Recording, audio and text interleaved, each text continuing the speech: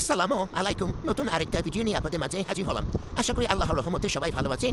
আজ আপনাদের জন্য নিয়ে এসেছি আমাদের গ্রাম বাংলার খুব পরিচিত আর সুস্বাদু একটি রান্না, কচুর গাড়ি দিয়ে চিংড়ি মাছ। গৃহিণীদের জীবনের সবচেয়ে বড় একটা প্রশ্ন কি জানেন তো? সকালে ঘুম থেকে উঠে চিন্তা করে আজ আবার কি রান্না করব। আমার মতো আপনারা কি এরকম চিন্তা করেন? একদিন মাছ, একদিন মাংস, আবার কখনো শুধু ঘরে যা আছে তাই দিয়ে রান্না করতে হয়।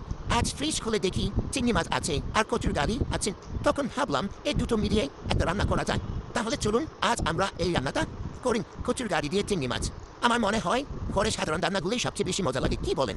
কারণ এগুলার সঙ্গে জড়িয়ে থাকে সংসারের গল্প, পরিবারের ভালোবাসা আর অনেক স্মৃতি।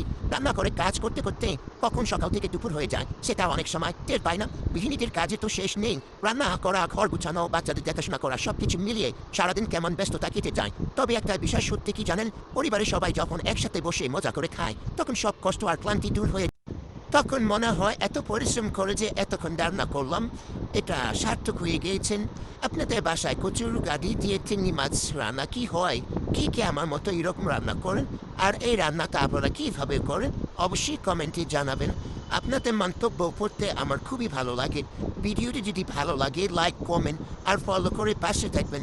আপনাদের ভালোবাসা আমাকে নতুন নতুন ভিডিও করতে উৎসাহিত করে।